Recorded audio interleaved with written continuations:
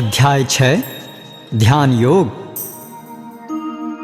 श्री भगवानुवाच अनाश्रितः कर्मफलं कार्यं कर्म करोति यः स सन्न्यासी च योगी च न निरग्निर्न च अक्रियः। श्री भगवान ने कहा, जो पुरुष अपने कर्मफल के प्रति अनासक्त है और जो अपने कर्तव्य का पालन करता है वही सन्यासी और असली योगी है। वह नहीं जो ना तो अग्नि जलाता है और न कर्म करता है। यं सन्न्यासमिति प्राहुर्योगं तं विद्धि पाण्डव न ह्यसन्न्यस्तसंकल्पो योगी भवति कश्चन। हे पांडुपुत्र, जिसे सन्यास कहते हैं उसे ही तुम योग अर्थात परब्रह्म से युक्त होना जानो, क्योंकि इंद्रिय तृप्ति के लिए इच्छा को त्यागे बिना कोई कभी योगी नहीं हो सकता। आरुरुक्षोर्मुनिर्योगं कर्म कारणमुच्यते योगारूढ़स्य तस्यैव शमः कारणमुच्यते। अष्टांग योग के नव साधक के लिए कर्म साधन कहलाता है और योग सिद्ध पुरुष के लिए समस्त भौतिक कार्यकलापों का परित्याग ही साधन कहलाता है। यदा हि नेन्द्रियार्थेषु न कर्मस्वनुषज्जते सर्वसंकल्प सन्न्यासी योगारूढ़स्तदोच्यते। जब कोई पुरुष समस्त भौतिक इच्छाओं का त्याग करके न तो इंद्रिय तृप्ति के लिए कार्य करता है और न सकाम कर्मों में प्रवृत्त होता है तो वह योगारूढ़ कहलाता है। उद्धरेदात्मनात्मानं नात्मानम् अवसादयेत् आत्मैव हि आत्मनो बन्धु आत्मैव रिपुरात्मनः। मनुष्य को चाहिए कि अपने मन की सहायता से अपना उद्धार करे और अपने को नीचे न गिरने दे। यह मन बद्ध जीव का मित्र भी है और शत्रु भी।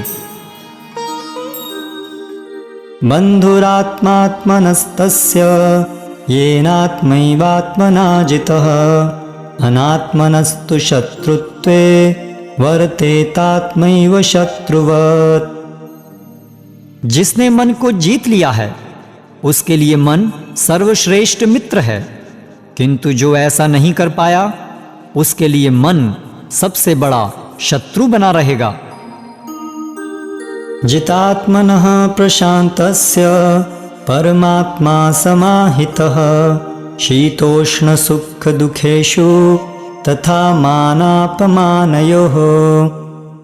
जिसने मन को जीत लिया है उसने पहले ही परमात्मा को प्राप्त कर लिया है, क्योंकि उसने शांति प्राप्त कर ली है।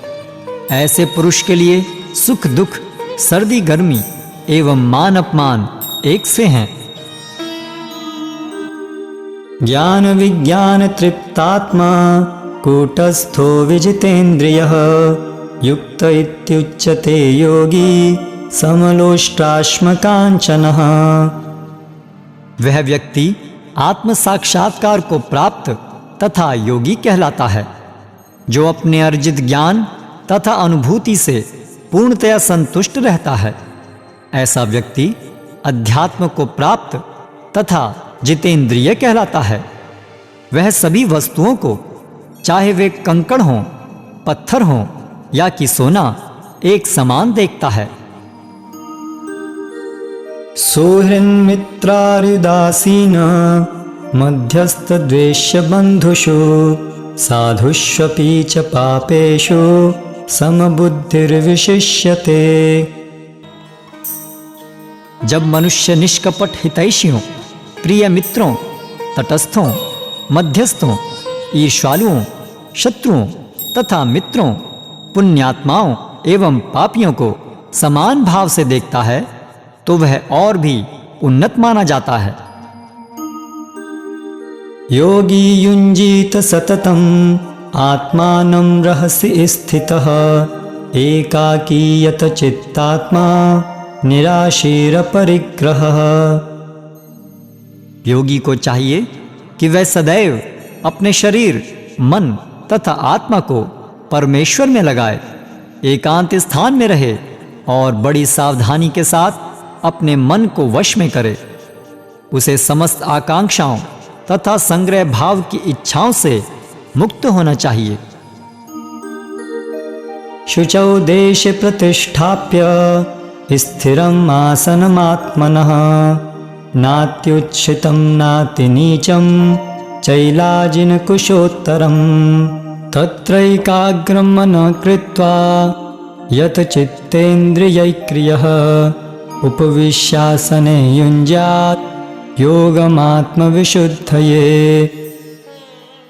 योगाभ्यास के लिए योगी एकांत स्थान में जाकर भूमि पर कुशा बिछा दे और फिर उसे मृगछाला से ढके तथा ऊपर से मुलायम वस्त्र बिछा दे। आसन न तो बहुत ऊंचा हो न बहुत नीचा, यह पवित्र स्थान में स्थित हो। योगी को चाहिए कि इस पर दृढ़ता पूर्वक बैठ जाए और मन, इंद्रियों तथा कर्मों को वश में करते हुए तथा मन को एक बिंदु पर स्थिर करके हृदय को शुद्ध करने के लिए योगाभ्यास करे। समं कायशिरो ग्रीवं धारयन्नचलं स्थिरः सम्प्रेक्ष्य नासिकाग्रं स्वं दिशश्चानवलोकयन् प्रशान्तात्मविगतभिः ब्रह्मचारी व्रते स्थितः मनः संयम्य मच्चित्तो युक्त आसीत मत्परः। योगाभ्यास करने वाले को चाहिए कि वह अपने शरीर, गर्दन तथा सिर को सीधा रखे और नाक के अगले सिरे पर दृष्टि लगाए। इस प्रकार वह अविचलित तथा दमित मन से, भय रहित, विषयी जीवन से पूर्णतया मुक्त होकर अपने हृदय में मेरा चिंतन करे और मुझे ही अपना चरम लक्ष्य बनाए। युञ्जनेवं सदात्मानं योगी नियतमानसः शान्तिं निर्वाण परमां मत्संस्थानमधिगच्छति। इस प्रकार शरीर, मन तथा कर्म में निरंतर संयम का अभ्यास करते हुए संयमित मन वाले योगी को इस भौतिक अस्तित्व की समाप्ति पर भगवत धाम की प्राप्ति होती है। नात्यश्नतस्तु योगोऽस्ति न चैकान्तमनश्नतः न चाति स्वप्नशीलस्य जागृतो नैव चार्जुन। हे अर्जुन, जो अधिक खाता है या बहुत कम खाता है, जो अधिक सोता है अथवा जो पर्याप्त नहीं सोता, उसके योगी बनने की कोई संभावना नहीं है। युक्ताहार विहारस्य युक्तचेष्टस्य कर्मसु युक्तस्वप्नावबोधस्य योगो भवति दुःखः। जो खाने, सोने, आमोद प्रमोद तथा काम करने की आदतों में नियमित रहता है, वह योगाभ्यास द्वारा समस्त भौतिक क्लेशों को नष्ट कर सकता है। यदा विनियतं चित्तम् आत्मन्नेवावतिष्ठते निःस्पृहः सर्वकामेभ्यो युक्त इत्युच्यते तदा। जब योगी योगाभ्यास द्वारा अपने मानसिक कार्यकलापों को वश में कर लेता है और अध्यात्म में स्थित हो जाता है, अर्थात समस्त भौतिक इच्छाओं से रहित हो जाता है, तब वह योग में सुस्थिर कहा जाता है। यथा दीपो निवातस्थो नेङ्गते सोपमा स्मृता योगिनो यत चित्तस्य युञ्जतो योगमात्मनः। जिस प्रकार वायु रहित स्थान में दीपक हिलता डुलता नहीं, उसी तरह जिस योगी का मन वश में होता है, वह आत्म तत्व के ध्यान में सदैव स्थिर रहता है। यत्रो परमेते चित्तं निरुद्धं योगसेवया यत्र चैवात्मनात्मानं पश्यन्नात्मनि तुष्यति सुखम् आत्यन्तिकं यत्तत् बुद्धिर्ग्राह्यमतीन्द्रियं वेत्ति यत्र न चैवायं स्थितश्चलति तत्त्वतः यं लब्ध्वा चापरं लाभं मन्यते नाधिकं ततः यस्मिन् स्थितो न दुःखेन गुरुणापि विचाल्यते तं विद्यात् दुःखसंयोग वियोगं योगसंज्ञितम्। सिद्धि की अवस्था में, जिसे समाधि कहते हैं, मनुष्य का मन योगाभ्यास के द्वारा भौतिक मानसिक क्रियाओं से पूर्णतया संयमित हो जाता है। इस सिद्धि की विशेषता यह है कि मनुष्य शुद्ध मन से अपने को देख सकता है और अपने आप में आनंद उठा सकता है। उस आनंदमयी स्थिति में वह दिव्य इंद्रियों द्वारा असीम दिव्य सुख में स्थित रहता है। इस प्रकार स्थापित मनुष्य कभी सत्य से विपथ नहीं होता और इस सुख की प्राप्ति हो जाने पर वह इससे बड़ा कोई दूसरा लाभ नहीं मानता। ऐसी स्थिति को पाकर मनुष्य बड़ी से बड़ी कठिनाई में भी विचलित नहीं होता। यह निस्संदेह भौतिक संसर्ग से उत्पन्न होने वाले समस्त दुखों से वास्तविक मुक्ति है। सनिश्चयेन योक्तव्यो योगो अनिर्विण्ण चेतसा संकल्पप्रभवान् कामान् त्यक्त्वा सर्वान् शेषतः मनसैवेन्द्रियग्रामं विनियम्य समन्ततः। मनुष्य को चाहिए कि संकल्प तथा श्रद्धा के साथ योगाभ्यास में लगे और पथ से विचलित न हो। उसे चाहिए कि मनोधर्म से उत्पन्न समस्त इच्छाओं को निरपवाद रूप से त्याग दे और इस प्रकार मन के द्वारा सभी ओर से इंद्रियों को वश में करे। शनै शनैरुपरमेत् बुद्ध्या धृतिगृहीतया आत्मसंस्थं मनः कृत्वा न किंचिदपि चिंतयेत्। धीरे धीरे क्रमशः पूर्ण विश्वास पूर्वक बुद्धि के द्वारा समाधि में स्थित होना चाहिए और इस प्रकार मन को आत्मा में ही स्थित करना चाहिए तथा अन्य कुछ भी नहीं सोचना चाहिए। यतो यतो निश्चरति मनश्चंचलं स्थिरं ततस्ततो नियम्यैतद् आत्मन्येव वशं नयेत्।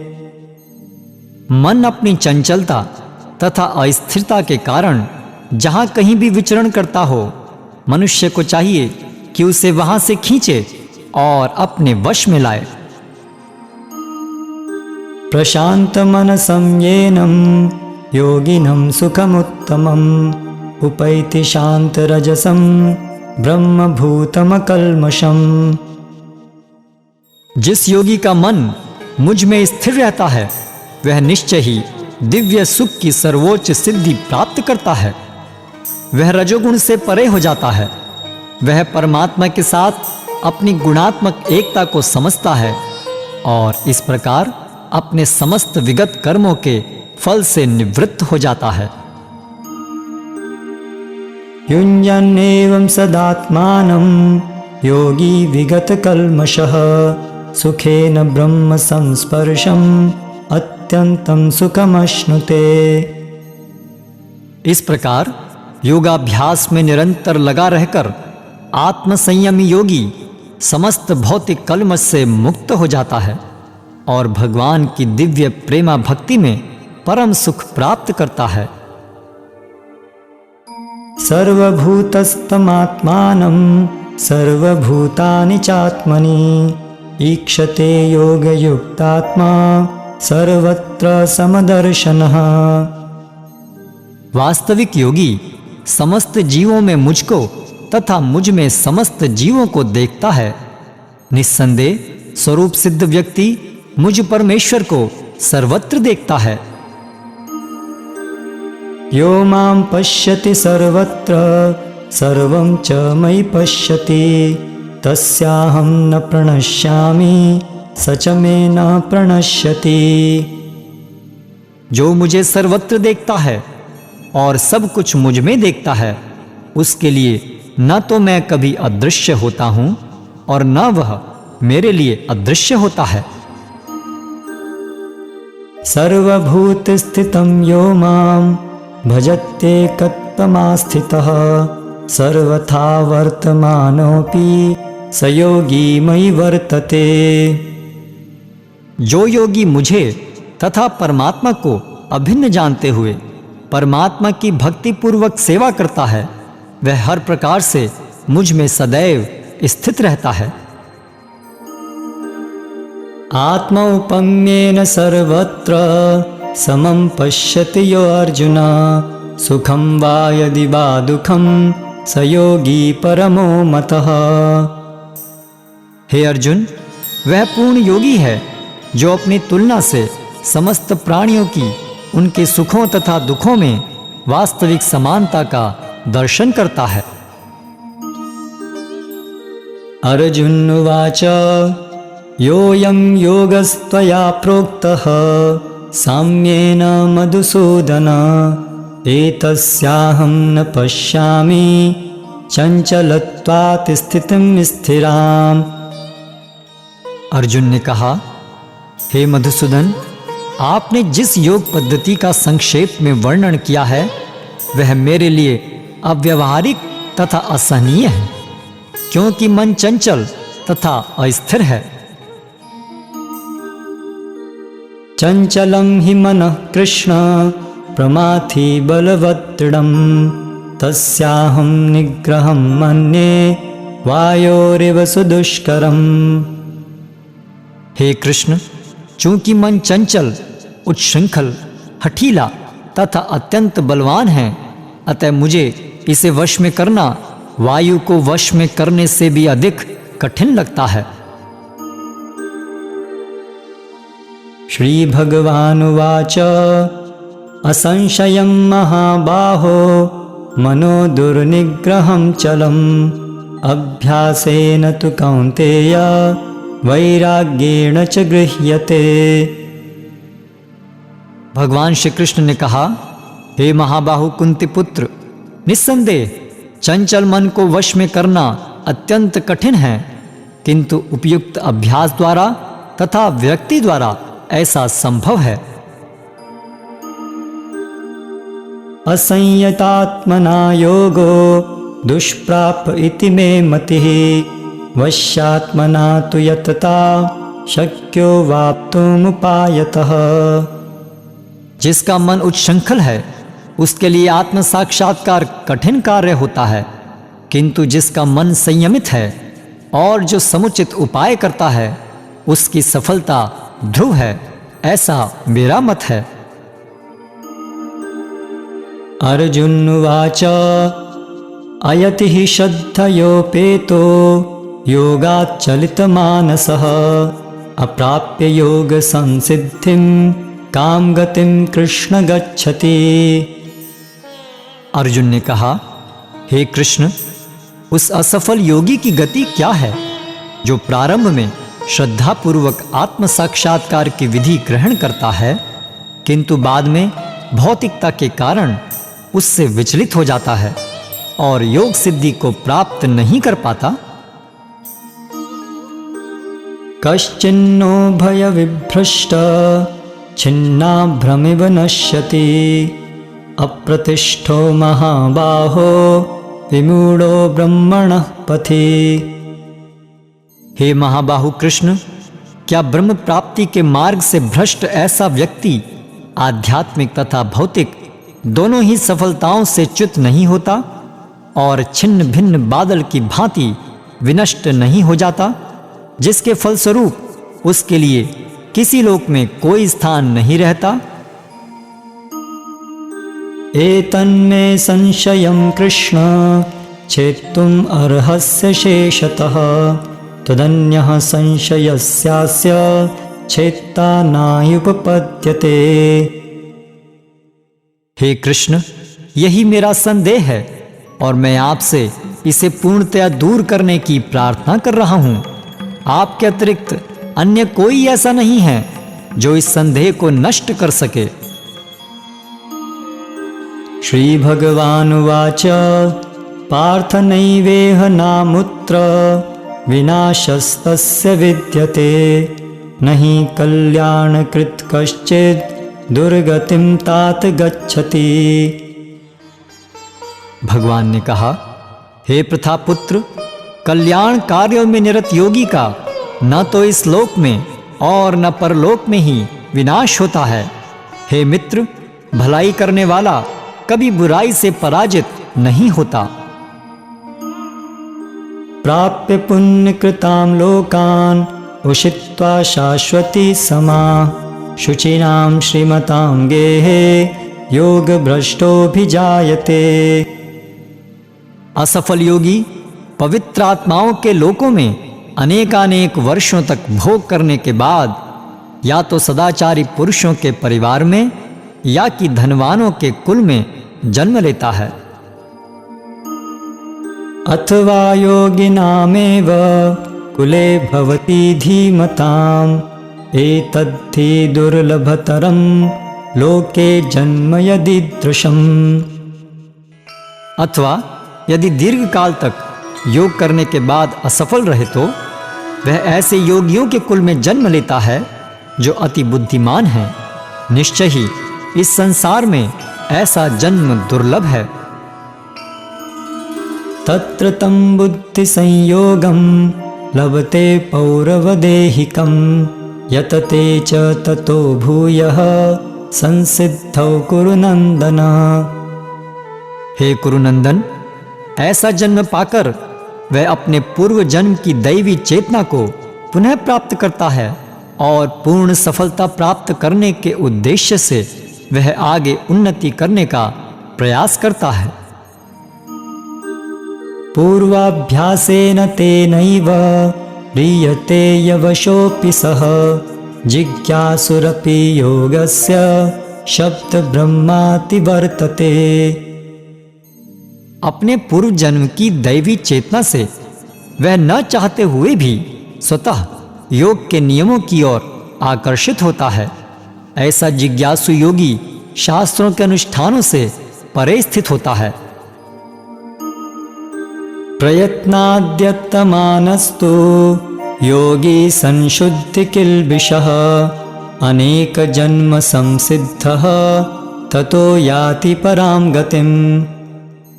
और जब योगी समस्त कलमश से शुद्ध होकर सच्ची निष्ठा से आगे प्रगति करने का प्रयास करता है तो अंततोगत्वा अनेकानेक जन्मों के अभ्यास के पश्चात सिद्धि लाभ करके वह परम गंतव्य को प्राप्त करता है। तपस्विभ्योऽधिको योगी ज्ञानिभ्योऽपि मतोऽधिकः कर्मिभ्यश्चाधिको योगी तस्मात् योगी भवार्जुन। योगी पुरुष तपस्वी से, ज्ञानी से तथा सकाम कर्मी से बढ़कर होता है। अतः हे अर्जुन, तुम सभी प्रकार से योगी बनो। योगिनामपि सर्वेषां मद्गतेनान्तरात्मना श्रद्धावान् भजते यो मां समे युक्ततमो मतः। और समस्त योगियों में से जो योगी अत्यंत श्रद्धापूर्वक मेरे परायण हैं, अपने अंतःकरण में मेरे विषय में सोचता है और मेरी दिव्य प्रेमा भक्ति करता है, वह योग में मुझसे परम अंतरंग रूप से युक्त रहता है और सबों में सर्वोच्च है। यही मेरा मत है।